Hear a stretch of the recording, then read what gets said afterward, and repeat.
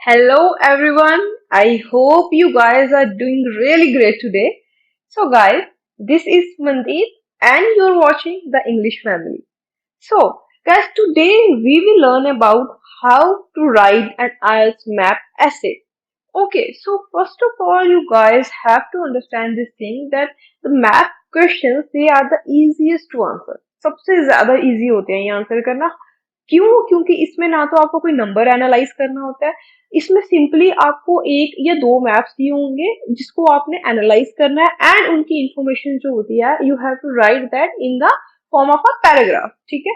सो इसमें ना तो आपको कोई डाटा, कोई न्यूमेरिकल डाटा या फिर किसी और टाइप का डाटा जो होता है वो एनालाइज करने के लिए नहीं दिया होता है. ठीक है. सो बहुत ज्यादा इजी होते हैं मैथ्स के क्वेश्चन आंसर करना if you know the right format to answer it. ठीक है. सो वेरी ओकेजनली मतलब आपको तीन मैप्स आएंगे but that is really rare. बहुत रेयर होता है कि तीन मैप्स आपको आए. यूजुअली एक मैप आता है या फिर दो मैप आते हैं. अब मैप्स होते क्या है, आपको बेसिकली एक सेम लोकेशन में डिफरेंट टाइम जोन को वो मैप्स बिलोंग करते हैं और एक ही लोकेशन के होते हैं. ठीक है. तो कई बार आपको एक मैप आता है, कई बार आपको दो मैप भी आते हैं. ठीक है. So if you can see that but different kind of maps are there. So we will see that there are actually three different kind of map. हमारे पास three different kind of map होते हैं. First of all एक वो map है जिसमें आपको सिर्फ एक मैप दिया जाएगा and that map can be of the present day, it can be of the past day and it can be of the future. So it can belong to future, even past और present किसी से भी belong कर सकता है ये, but आपको सिर्फ एक सिंगल मैप ही आएगा. ठीक है. So this is your first type. Second type is in which आपको दो मैप दिया जाएंगे. यहाँ पे आपको पहले टाइप में क्या आता है, सिर्फ आपको एक मैप दिया जाता है. दूसरी टाइप में क्या होगा, आपको दो मैप्स आएंगे. ये मैप क्या होता है, इसमें से एक मैप जो होगा वो प्रेजेंट से बिलोंग कर सकता है एंड सेकेंड मैप जो होगा वो फ्यूचर से बिलोंग कर सकता है. Okay. So this is your second type. Now third type में भी ऐसा ही होता है. थर्ड टाइप में भी क्या कि आपको दो मैप्स अगेन आएंगे. एक मैप होगा जो आपको पास्ट में बिलोंग करेगा, एक मैप होगा जो आपके प्रेजेंट से बिलोंग करेगा. सो अगेन जो सेकंड और थर्ड टाइप जो होती है आपके मैप्स में, इसमें क्या होता है, दो दो मैप्स आते हैं. ठीक है. That map can belong to past and present और it can belong to present and future. So these are the basic three types of map that usually come in your writing task one question. So अगर हम देखें जो first type है जहां पे सिर्फ एक मैप आता है, so this type is very rare. ये वाला जो होता है मतलब very rare in the sense कि सबसे अगर देखा जाए, अगर हम एक प्रोपोर्शन देखें कि सबसे ज्यादा मैप कौन सा आता है एग्जाम में या सबसे कम कौन सा आता है, तो उस हिसाब से जो सिंगल मैप्स होते हैं, जो वन मैप होता है जिसमें एक आया तो वो काफी ज्यादा रेयर होता है. ठीक है. यहाँ पे आपको सिंपली जो होता है जो भी इंफॉर्मेशन दी है उसको इंटरप्रेट करके लिखना होता है. यहाँ पे कंपेरिजन जो होते हैं काफी कम बनते हैं. ठीक है. Now the second type that is where a map comes from present and future. जहां पे एक मैप, जो दो मैप आएंगे जिसमें से एक मैप आपका प्रेजेंट से बिलोंग करेगा, एक मैप आपका फ्यूचर से बिलोंग करेगा. ठीक है. तो यहाँ पे क्या होता है, ये भी आते हैं. ठीक है. ऐसा नहीं है कि नहीं आते, काफी आते हैं बट बहुत ज्यादा नहीं आते, ना कि बहुत कम आते हैं. ये न करे कभी ओकेजनली आ भी जाते हैं और कभी कभी नहीं भी आते, बट मोस्टली जो हम देखते हैं यूजुअली जो हमारे पास टाइप होती है that is your third type, जहां पे एक मैप जो होता है पास्ट से बिलोंग करता है and the second map belongs to the present. ये वाला मैप जो होता है, थर्ड टाइप ऑफ मैप जो होते हैं, ये बहुत ज्यादा कॉमनली आते हैं. ठीक है. इसमें आपको सिंपली दो मैप्स दिए होंगे जिसमें एक मैप पास्ट से बिलोंग करेगा और एक प्रेजेंट से बिलोंग करेगा. आपको दोनों में से कंपेयर करना होगा दोनों को आपस में और इन्फॉर्मेशन जो होगी you have to write it in the form of a paragraph. ठीक है.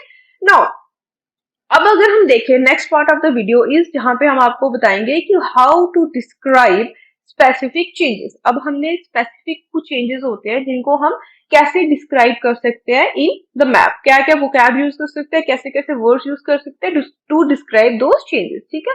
So there are some list of words that can be use to describe various changes. तो सबसे पहले अगर बाई चांस अगर आपको देखो, अगर कोई मैप आया, उस मैप में अगर आपको बिल्डिंग्स दी गई हैं, ठीक है, बिल्डिंग्स के बारे में है वो मैप, थोड़ी बिल्डिंग्स यूज हुई हैं, तो उसमें क्या क्या वर्ड्स आप यूज कर सकते हो.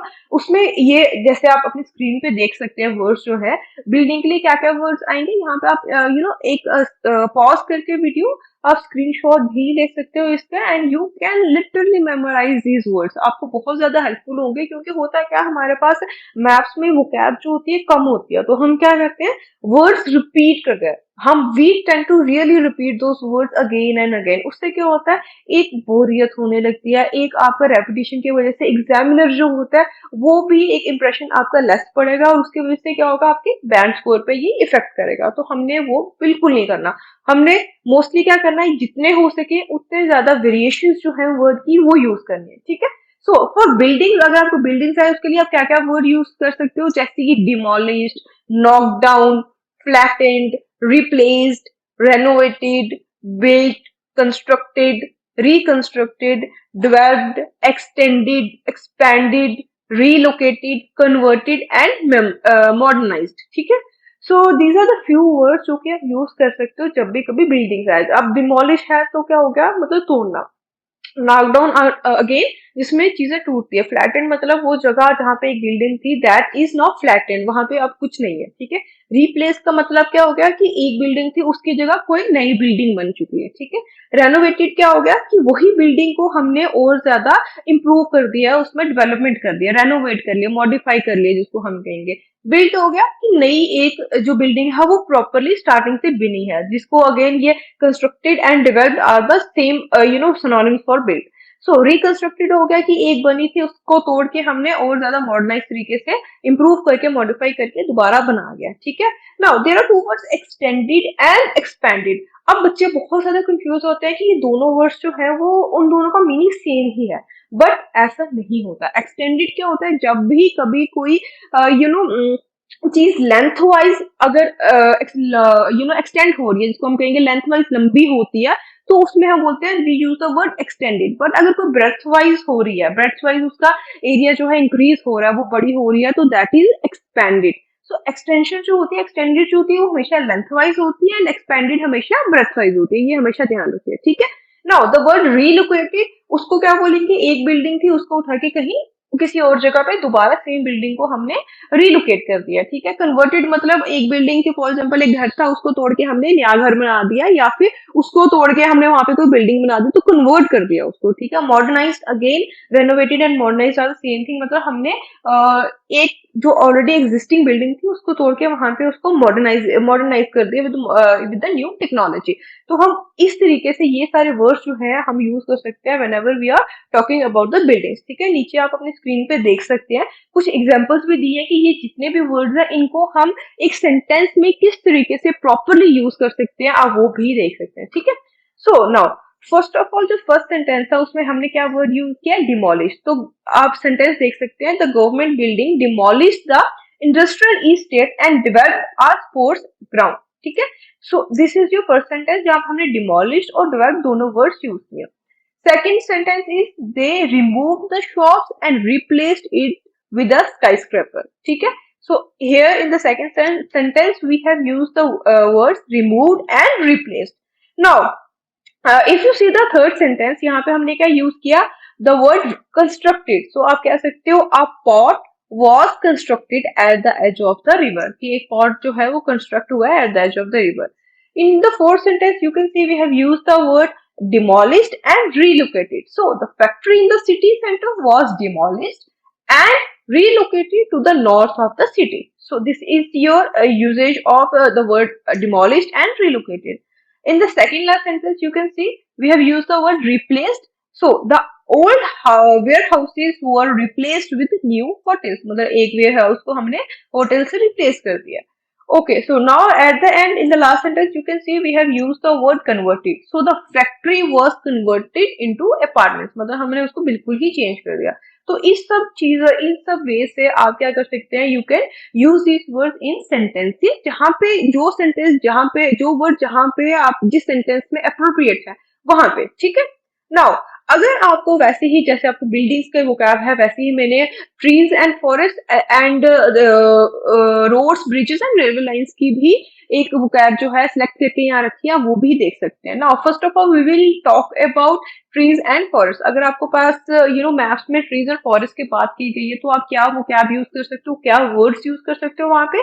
You can use the words clear और कट डाउन, या फिर chop down, or removed or planted. So you can use such words. अब यहाँ पे हम renovated नहीं कहेंगे, हम we won't use the word you know reformed या redeveloped या reconstructed. हम कुछ भी ऐसा वर्ड्स यहाँ पे ट्रीज एंड फॉरेस्ट को जो हम डिस्क्राइब करते हैं तो हम वो ये वर्ड्स नहीं यूज कर सकते.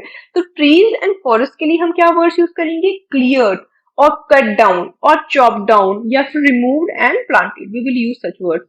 As you can see in the examples, in the first example, you can see there is a usage of the word cut down and replace. So, the forest was cut down and replaced with the shopping center. So, इस तरीके से आप the word cut down and replaced हुआ एक sentence में use कर सकते हैं. Now, in the second sentence, you can see we have used the word cleared and make way. So, sentence कैसे बनता है इसका? The trees were cleared to make way for houses. तो इस तरीके से आप जो ये वर्ड्स हैं ये एग्जाम्पल्स में यूज कर सकते हैं, सेंटेंसेस में यूज कर सकते हैं. ठीक है. Now next one is the road, bridges and railway line. So अगर आपके पास रोड्स की बात की गई है, ब्रिजेस की बात की गई है या रेलवे लाइन की बात की गई है तो आप इजिली देख सकते हैं क्या क्या वर्ड यूज कर सकते हो आप. Constructed, built, extended, expanded and removed. So railway line और रूट्स के लिए मोस्टली हमारे पास क्या वो कैब होती है जहाँ पे हम एक्सटेंडेड या एक्सपेंडेड यूज करते हैं. ठीक है. सो और कंस्ट्रक्टेड एंड बिल्ड भी यूज कर सकते हैं. तो ये वो कैप होगी जिसको आप इजिली मेमोराइज करके जब भी आप रोड्स, ब्रिजेस या रेलवे लाइन की बात करें तो आराम से यूज कर सकते हैं. ठीक है. नाउ अगर हम इसको सेंटेंस में यूज करने की बात करें तो you can see the sentence that is the main road was extended and a new bridge built over the river. So इस तरीके से आप the word extended and built जो है एक सेंटेंस में properly यूज कर सकते हैं. ठीक है. Now the last one is leisure facilities. ठीक है. So इसके लिए आप क्या वर्ड यूज कर सकते हो जैसे कि open, सेटअप और डेवलप. तो इस तरीके से आप ये वर्ड्स जो है बड़े इजीली जब भी कोई लेजर फैसिलिटी की आप बात करते हैं तो आप यूज कर सकते हैं. एग्जांपल्स आप जैसे कि आप देख सकते हैं. सबसे पहले एग्जांपल है the state park was set up next to the swimming pool. हमने जो वर्ड सेटअप था उसको बहुत इजीली एक सेंटेंस में जो है वो यूज किया. In the second sentence, you can see that a park was developed besides the forest. तो एक पार्क जो है वो develop किया गया beside the forest. तो we can see that the word setup and developed are beautifully used in these two examples. ठीक है. Now, next part of the video is where you will see how you can describe the general changes. अब general changes जो होते हैं usually हम क्या कौन सी होती है जहाँ पे आपने जनरली ओवरव्यू में जो सेकंड पैराग्राफ होता है आपका टाइपिंग टास्क 1 का उसमें आपको बताना होता है कि बेसिकली जनरली पूरे के पूरे मैप में हो क्या रहा है.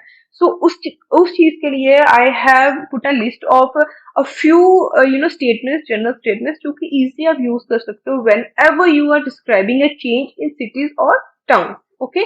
सो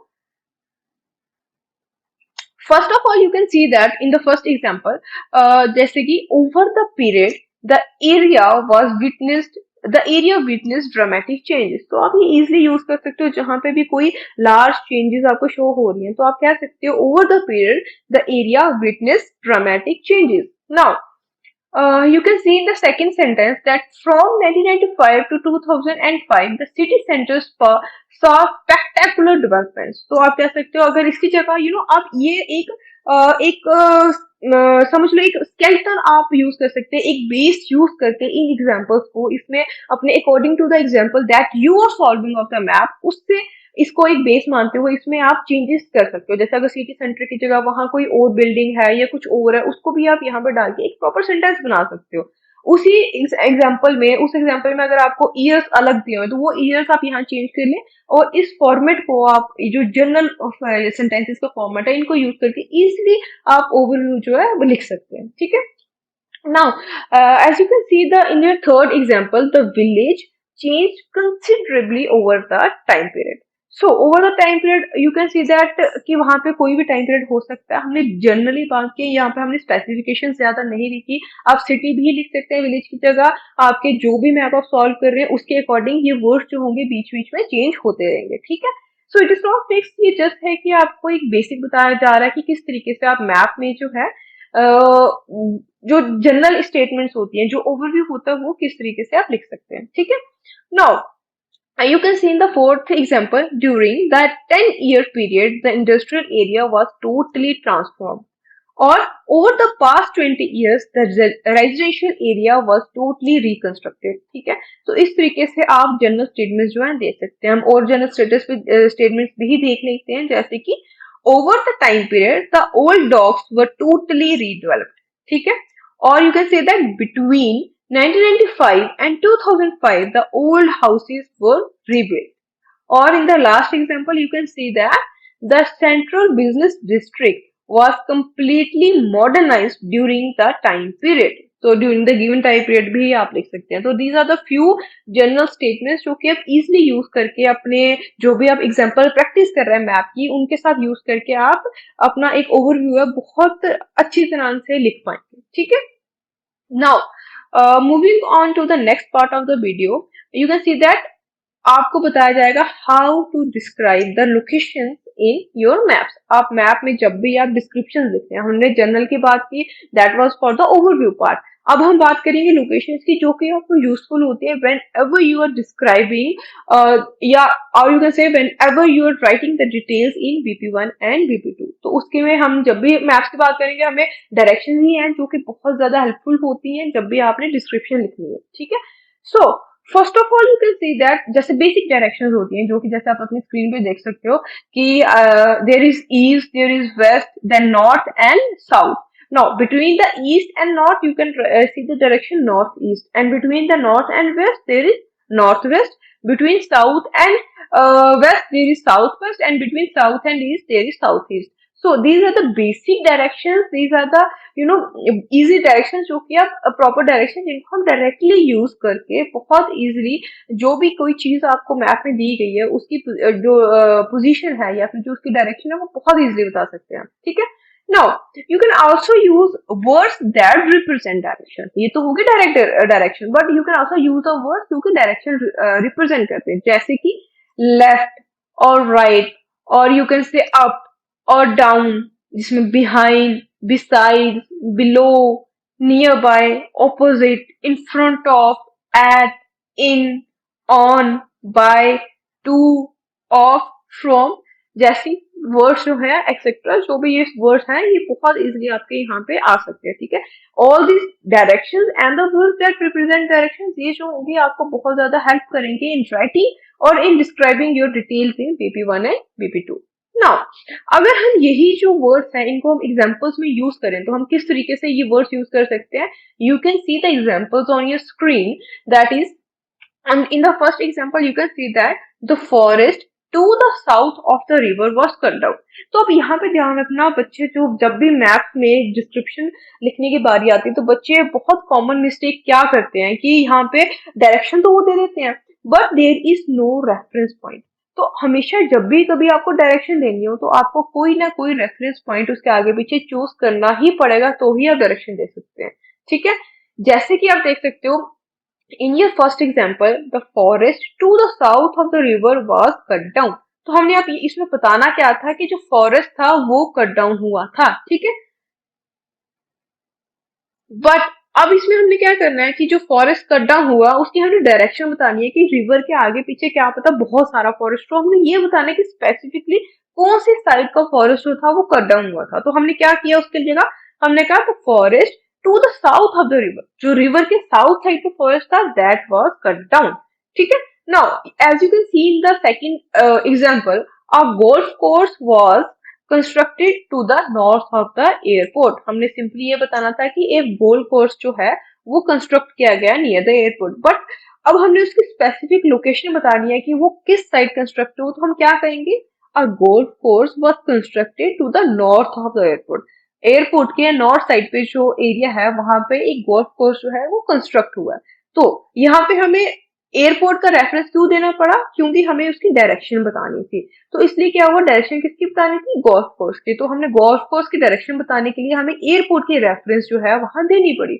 जैसे कि फर्स्ट एग्जांपल हमने फॉरेस्ट की डायरेक्शन बताने के लिए कि फॉरेस्ट कट डाउन हुआ, उसकी डायरेक्शन बताने के लिए हमें रिवर की जो है वहां पे रेफरेंस जो है देनी पड़ी. तो इसलिए जब भी कभी भी हमने किसी चीज की डायरेक्शन बतानी होती है उसके नियर बाय कोई भी चीज है उसको as a reference point use करते हुए हमने जिस चीज की डायरेक्शन बतानी है वहां से उसकी डायरेक्शन हमने बहुत इजीली बता देनी होती है, ठीक है।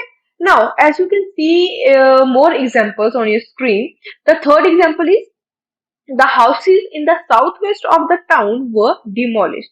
So houses demolish हुए थे, but कौन सी साउथ साइड थी टाउन के जहां demolish हुए थे, तो वो था साउथ वेस्ट साइड, ठीक है। Now there are few other examples, you can take the screenshot and easily आप understand कर सकते हैं। यहाँ पे अगर आपको किसी भी एग्जाम्पल में कोई भी प्रॉब्लम आ रही है जो नहीं समझ आ रही, तो आप कमेंट सेक्शन में कमेंट कर सकते हैं। I will try my best to solve your problem, ठीक है। Now moving on to the next part, that is now we will start writing the your map essay. Now अब यहाँ पे क्या होता है, बेसिकली मैं हर बार अपने वीडियो में यही फॉर्मेट फॉलो करने की कोशिश करती हूँ, क्योंकि बहुत इजी फॉर्मेट है और बहुत इजीली अगर आपको ये समझ आएगा तो आप कोई भी मैप का क्वेश्चन जो है वो इजीली सॉल्व कर सकते हैं, ठीक है। So first of all is there are actually 5 और यू कैन से 6 स्टेप्स जो कि आप इजीली फॉलो कर सकते हैं। बेसिकली होता है क्या, in first step you have to analyse the question, आपको जो क्वेश्चन दिया जाता है उसको एनालाइज करना होता है, ठीक है। In the second step you have to identify the main feature. In third step, you have to write an introduction. In fourth step, you have to write the second paragraph of the essay, that is your overview. Now, in the fifth step, you have to write the first detailed paragraph, and in the last step, you will write second detailed paragraph. So first two steps they are the preparatory steps. जो बाकी 4 steps हैं, these are जहाँ पे आपने अपने question जो होना लिखना शुरू करना है, and आपको properly वो solve भी करना पड़ेगा। नाउ अगर हम स्टेप बाय स्टेप चलते हैं तो I have given a example sample question here, as you can see it on your screens, that the question is the map below shows the development of the village Raymount between 1995 and present, ठीक है। सो यहाँ पे एक अपनी screen पे जैसे आप देख सकते हैं कि एक मैप जो है आपको दिया गया है एक विलेज का, जहाँ पे एक दो मैप्स आए हैं, ठीक है। इस दो मैप्स में क्या है, विलेज सेम है बस टाइम पीरियड डिफरेंट है, ठीक है। एक में 1995 की बात की है, दैट इज पास्ट की बात की है, और एक में प्रेजेंट की बात की है कि 1995 से लेके एट प्रेजेंट रेमाउथ विलेज जो है वहां पे कितने ज्यादा चेंजेस जो है वो आए हैं। सो this is your sample question, आप इसको स्क्रीनशॉट ले सकते हैं। इसके बाद जैसे साइड बाय साइड हम स्टेप 1 स्टेप 2 फॉलो करते हुए इसको सॉल्व करेंगे तो आपके लिए इजी होगा वो चीजें अंडरस्टैंड करना, ठीक है। Now we will start with the first step, that is where you have to analyze the question. First step क्या है, जहां पे आपको अपना क्वेश्चन जो होता है वो एनालाइज करना होता है, ठीक है। नाउ एनालाइजेशन में क्या होता है, आपको सिंपली क्या होता है, जो क्वेश्चन जो कि आपके मतलब का है, ठीक है, जो जिसपे आपने ज्यादा फोकस करना है उन वर्ड्स पे मेन फोकस कीजिए। जैसे कि सेकंड स्टेटमेंट है क्वेश्चन की, वो यूजुअली जो होती है सेम होती है हमारे टास्क 1 के लिए, जहां पे आपको समराइज करनी होती है information by selecting and reporting the main features and you have to make comparisons wherever relevant. तो ये स्टेटमेंट हमेशा कॉमन होती है, तो आप प्रैक्टिस के टाइम इसको देख सकते हैं, but in the exam time you have to बचाना होता है आपको हर एक मिनट। You have to save every single second, जितना बचा सके वहां टाइम बहुत इजीली बचाना होता है, ताकि एट द एंड आपके पास 1 या 2 मिनट जो है वो बच जाए, ताकि आप उसको जो आपने लिखा होता है टास्क उसको आप एक प्रूफ रीडिंग कर सके, ठीक है। Now first step where you have to analyse the question, यहाँ पे क्या करना है, जैसे आप देख सकते हैं जो कि मैंने ऑलरेडी हाईलाइट किया गया लाइन, जैसे कि द मैप या फिर the below shows and summarize the information by selecting and reporting the main features and making comparison wherever relevant। इस चीज को आप थोड़ा सा साइड पे रखते हुए मेन चीज पे किस पे फोकस कर सकते हैं, मैप पे, development of the village of Raymouth between 1995 and present, आप इस पे ज्यादा अपना फोकस कर सकते हैं, ठीक है। Now second step is where you have to identify the main features. अब आपको मैप में मेन फीचर्स को आइडेंटिफाई करना है। So there are few usual questions जो कि आपको बहुत ज्यादा हेल्प करेंगे ये अंडरस्टैंड करने में कि आपको मेन फीचर्स जो है वो कैसे आइडेंटिफाई करने हैं, ठीक है। So first question is what time periods are shown, मतलब आपको जो मैप्स आए हैं, चाहे वो एक मैप है, चाहे वो 2 मैप है, चाहे बाई चांस अगर 3 भी आ जाते हैं, ठीक है, तो वो मैप्स जो है वो आपके कौन सी टाइमलाइन से बिलोंग करते हैं, वो पास्ट से करते हैं, वो प्रेजेंट से करते हैं, या फ्यूचर से करते हैं। तो आपको ये अंडरस्टैंड करना बहुत ज्यादा इंपॉर्टेंट है, क्योंकि जिस टाइमलाइन से बिलोंग करते हैं आपको वही टाइम लाइन को यूज करते हुए प्रॉपर अपना एक टेंस डिसाइड करना है कि आपको पूरे मैप में कौन सा टेंस यूज करना है। So this is your first question जो कि आपको ध्यान में रखना चाहिए जब भी आप आइडेंटिफाई कर रहे हैं मेन फीचर्स, ठीक है। Now the second question is what are the main differences between the map. अब मेन डिफरेंसेस क्या, मतलब कोई फीचर्स जो है वो कंप्लीटली डिसअपियर हो गए हैं, या फिर कई बार कोई न्यू फीचर्स जो होते हैं किसी एक चीज की जगह रिलोकेटेड हो गए हैं या वहां पे रिप्लेस हो गए हैं, तो आपको वो चीजें जो है वो ध्यान में रखनी पड़ेंगी, ठीक है। नाउ द थर्ड क्वेश्चन जो कि आपके लिए बहुत ज्यादा हेल्पफुल होगा while attempting the question of map, तो वो क्या होगा। Third question is what features have remained the same over the given time period, ठीक है। so थर्ड क्वेश्चन जो है यहाँ पे क्या होगा, जैसे हमने सेकंड क्वेश्चन में क्या देखना था कि कौन कौन सी ऐसी चीजें हैं जो कि बहुत ज्यादा रिप्लेस हो गई हैं या फिर कंप्लीटली डिसअपियर हो गई हैं, ठीक है। सो उनको हमने ध्यान में रखना था। वैसे ही हमने जो है थर्ड क्वेश्चन में ये चीज देखनी है कि कौन सी ऐसी चीजें हैं जहाँ पे डेवलपमेंट हुई है, वो चीजें वही है, सेम की सेम है। कई जगह तो होंगी सेम होंगी, कहीं जगह क्या होगा कि वहां पे रीडेवलपमेंट हुई होगी, ठीक है, या फिर उसमें थोड़ा बहुत चेंजेस आए होंगे, तो हमने वो देखना है। सो अगर आप ये तीन क्वेश्चंस फॉलो करते हो अपने मेन फीचर्स को आइडेंटिफाई करेंगे तो आपके लिए बहुत इजी होगा आगे का टास्क अटेम्प्ट करना, ठीक है। Now the third step is where you have to write an introduction. यहाँ पे पहले जो दो स्टेप्स थे अगेन मैं रिपीट करूंगी, वो आपके प्रिपरेटरी स्टेप्स हैं जिसमें आपने 1 या 2 मिनट लेना है of your complete writing task का टाइम में से सिर्फ 1-2 मिनट लेके आपको वहां एनालाइज भी करना पड़ेगा question, and you have to identify the main features. और इवन कि आपको इतना जल्दी करना ताकि आपका टाइम जो है काफी ज्यादा सेव हो जाए, ठीक है। अब हम क्या करेंगे, हमने एनालाइज कर दिया क्वेश्चन, हमने आइडेंटिफाई कर चुके हैं हम अपने मेन फीचर्स, अब हम राइटिंग टास्क लिखना शुरू करेंगे, ठीक है। अब आपने राइटिंग टास्क लिखना कैसे शुरू करना है, आपने इंट्रोडक्शन से शुरू करना। फर्स्ट पैराग्राफ जो आप लिखते हैं अपने राइटिंग टास्क होने में, that is of introduction. Introduction में यूजली क्या करना होता है, जो स्टेटमेंट आपको दी गई है, क्वेश्चन स्टेटमेंट जो दी गई है, उसको आपने पैराफ्रेज करके आंसर लिखना होता है। और पैराफ्रेज किस तरीके से करना होता है कि एट द एंड जो फॉर्मर और लेटर सेंटेंस जो होते हैं उनके मीनिंग सेम रहने चाहिए। आपने इस तरीके से पैराफ्रेज करना है कि जो फॉर्मर सेंटेंस है और लेटर सेंटेंस जो है उनकी मीनिंग सेम रहे, बट एट द एंड उनका जो सेंटेंस का स्ट्रक्चर है वो चेंज हो जाए, ठीक है। सो जैसे कि आप अपनी स्क्रीन पे देख सकते हैं, जो हमारा सैंपल क्वेश्चन है that is the map below shows the development of the village of Raymouth between 1995 and present. So इसमें क्या कहा गया है कि जो डेवलपमेंट हुई है विलेज में 1995 और प्रेजेंट टाइम पीरियड के बिटवीन, तो उसको हमने बताना है। अब इसको हम विदाउट चेंजिंग इस मीनिंग किस तरीके से थोड़ा सा एलाबोरेट करके लिख सकते हैं, पैराफ्रेज करके इंट्रोडक्शन को, जैसे कि you can see it on your screen. The map illustrates how a village called Drymount has developed over the last 27 years. ठीक है। सो लास्ट 27 ईयर्स में कैसे जो आपका जो विलेज है ये चेंज हुआ है, इसमें क्या क्या चेंजेस आए, क्या क्या चेंजेस जो है, क्या क्या थिंग्स जो है वो कम्प्लीटली डिसअपियर हो गया, या फिर क्या नई चेंजेस जो है वो आई है, वो हमने यहाँ पे बताना है। So this is your third step, जहाँ पे हमने अपने जो ऐसे है उसको लिखना स्टार्ट कर दिया है, और यहाँ पे हमने अपना इंट्रोडक्शन जो है जितनी प्रिसाइसली हम बता सके वो हमने बता दी, ठीक है। Now your next step is where you have to write an overview। जो सेकंड पैराग्राफ जो होता है आपका टास्क 1 का, दैट इज ओवरव्यू। यहाँ पे हमें 2 to 3 मेन फीचर्स जो होते हैं वो आइडेंटिफाई करने होते हैं, एंड उनको हमने 2 to 3 सेंटेंसेस में ओवरव्यू में लिखना होता है। कोशिश ये होती है हमारी कि हम जितनी कम डिटेल्स दे सके वो दें, जितने जनरली हम ये लिख सके वो हम लिखेंगे, ठीक है। नाउ इसको मैंने यहाँ पे जो हमारा सैंपल क्वेश्चन था उसको मैंने ओवरव्यू जो है वो सॉल्व भी किया है। As you can see it on your screen that first thing is the first sentence that comes in the overview is overall it can be easily seen that there has been several changes that occurred in the village over the given time period। तो जो given time period है उसमें काफी ज्यादा changes आए, हमने एक general statement दे दी, ठीक है। After that we have written one of the most noticeable change is that there is the increase in number of residences. जो रेजिडेंशियल है उसमें इंक्रीज हुआ है, उनके नंबर में रेजिडेंशियल एरिया जो है वो इंक्रीज हुआ है।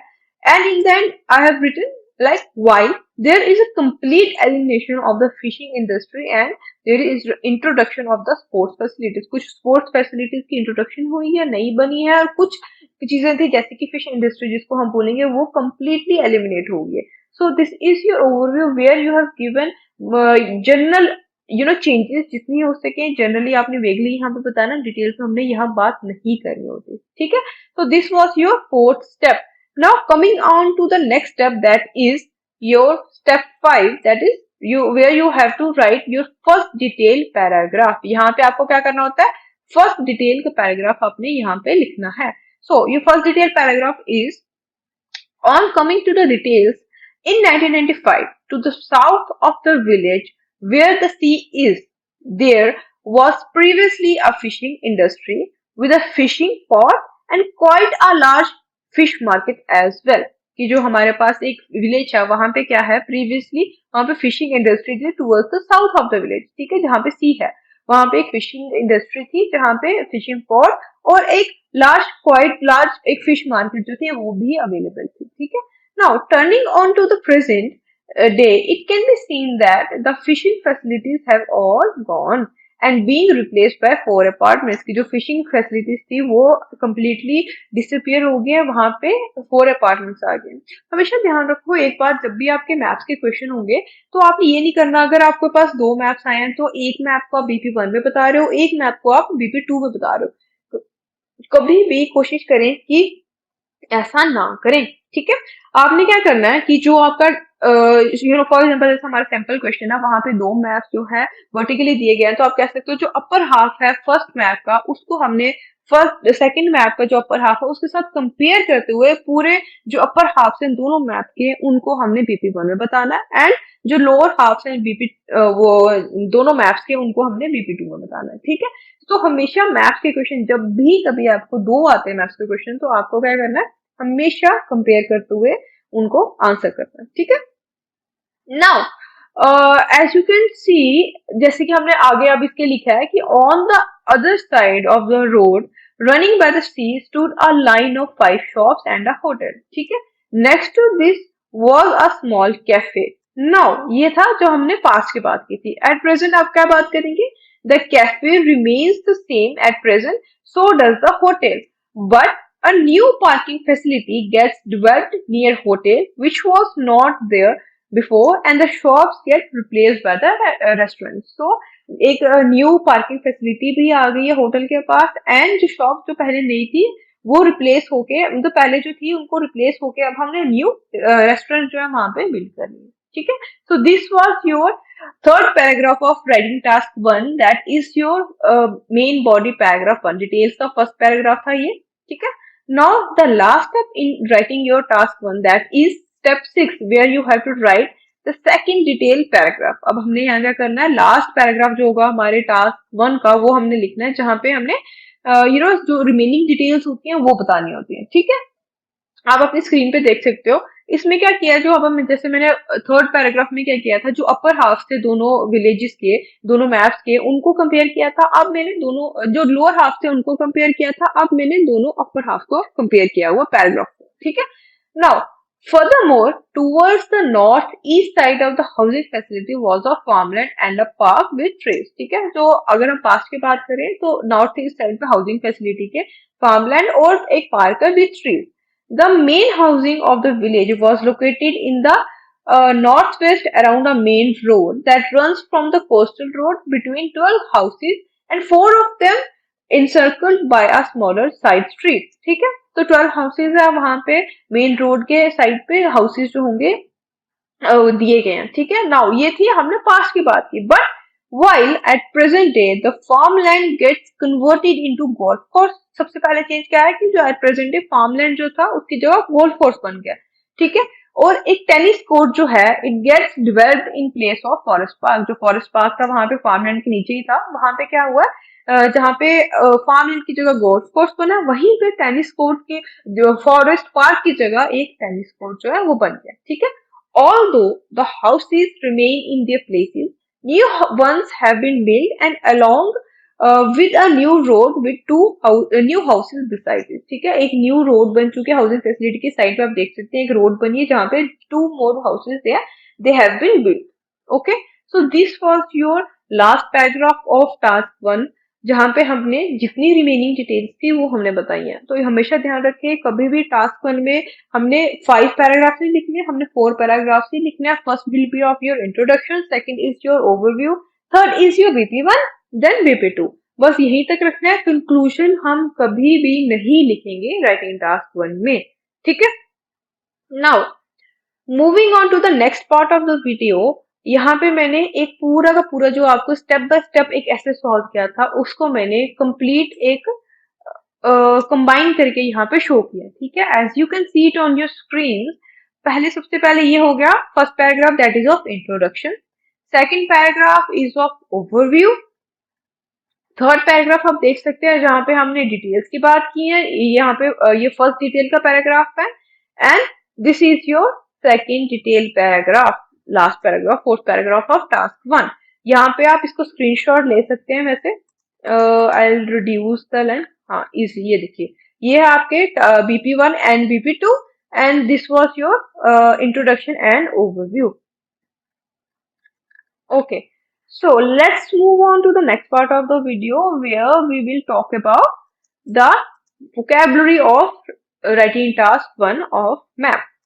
Okay, now as you can see it on your screen that हम क्या क्या वर्ड्स यूज कर सकते हैं या फिर क्या क्या एडवर्ब्स और prepositions यूज कर सकते हैं in the vocabulary of maps, वो दिया गया। आप इजीली देख सकते हैं क्या एडवर्ब्स, और सबसे पहले हम एडवर्ब्स और prepositions की बात करते हैं, ठीक है।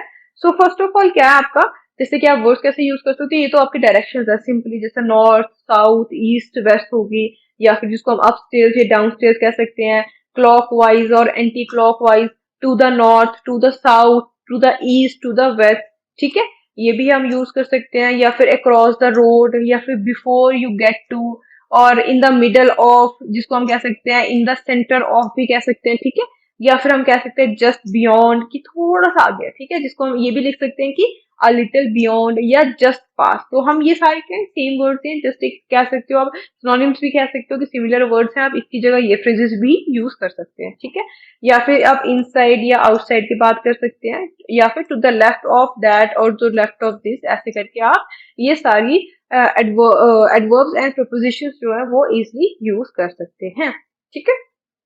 नाउ नेक्स्ट थिंग इज जहाँ पे वर्ब्स, क्या क्या वर्ब्स आप यूज कर सकते हैं, ठीक है। तो first off is go up, और you can say go down, ठीक है, या स्टार्ट बाय, या समथिंग इज लोकेटेड, या समथिंग इज सिचुएटेड, या इट लाइज, या फिर देयर इज दिस, या फिर सिंपली इज भी आप यूज कर सकते हैं depending on the situation, depending on the thing that you will be describing in your एसे। तो उस हिसाब से अपने वर्ड्स जो सुटेबल है वो आप यूज कर सकते हैं, ठीक है।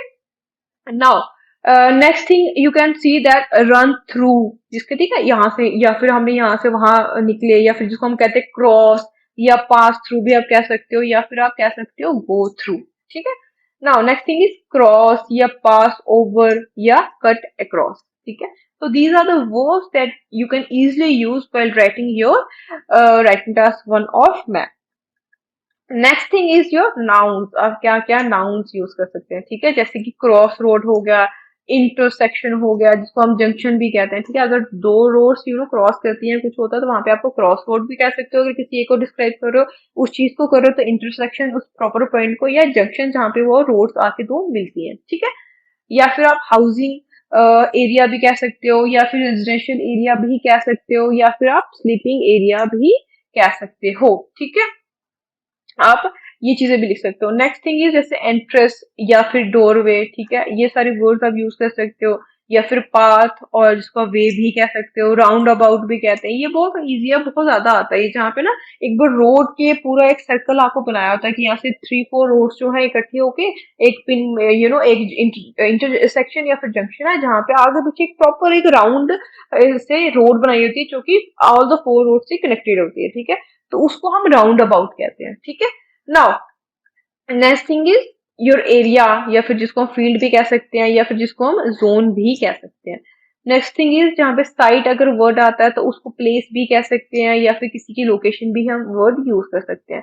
या फिर आ जाता है एज और बाउंड्री और एंड और फ्रिंज, ये सारे वर्ड्स जो है वो आप इजिली यूज करके, जहाँ पे आपको सुटेबल लगता है वहां पे आप ये सारे वर्ड्स यूज करके अपने जो डिटेल्स हैं, जो वोकैब है अपनी मैप की, वो इनरिच कर सकते हैं। ठीक है, now there are few general sentences या एग्जाम्पल सेंटेंसेस आप कह सकते हैं, जहाँ पे मैंने ये सारी चीजें यूज की हैं। आप इसमें अपने तरीके से, अगर जैसे ये B A Z A Y, ये जो है इसकी जगह आप अपनी जो भी आपको चीज लगती है जो अकॉर्डिंग टू योर मैप जो आप सॉल्व कर रहे हैं, वो यहाँ पुट अगर करें, अगर मीनिंग बने, तो आप यूजली ये इजिली यूज कर सकते हैं। ठीक है, जैसे कि फर्स्ट सेंटेंस आप देख सकते हैं क्या है, the railway run through the pass through और क्रॉसेस और इट गोज थ्रू। ठीक है, रन थ्रू या पासिस या फिर गोज थ्रू ऐसे करके द जेड, मतलब जेड में आप कोई भी आप देख सकते हैं कि किससे कुछ भी रिप्रेजेंट कर सकता है। यहाँ पे कोई टाउन हो सकता है, कोई एक विलेज हो सकता है, कोई पर्टिकुलर एरिया भी हो सकता है। ठीक है, A is located in the north east of the town. A कुछ भी हो सकता है, कोई फैक्ट्री हो सकती है, कोई हॉस्पिटल हो सकता है, कुछ भी हो सकता है। It is located in the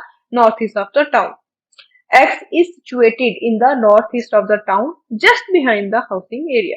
तो इस तरीके से आप सेंटेंसेस जो है यूजुअली आप डिस्क्राइब कर सकते हैं। या फिर A is located in the northeast of the B which has a lot of population। या फिर आप कह सकते हैं Y is located in the center of the town which has a railway running through it from north to south। ठीक है, so these were your basic और you can say general sentences, जो कि आप यूजुअली इसमें अपने ए Y x Z जो भी आपके अपनी मैप जो सॉल्व करें उसके अकॉर्डिंग फिल करके आप सेंटेंसेस जो है वो इजिली बना सकते हैं। ठीक है, so this was all for today. I hope आपको ये वीडियो पसंद आई हो। ठीक है, अगर किसी भी वीडियो में, अगर आपको किसी भी ये इस वीडियो में या फिर किसी और में भी कहीं पे भी आपको लगता है कोई कोई भी पार्ट ऐसा वीडियो का है जो आपको समझ ना आया हो, ठीक है, तो आप अपने नीचे कमेंट सेक्शन में कमेंट कर सकते हैं। मैं पूरी कोशिश करूंगी अपनी कि आपकी वो जो प्रॉब्लम है उसको सॉल्व किया जाए। ठीक है, so this was all for today. I hope you guys like the video. We will meet with the next video. Till then take care.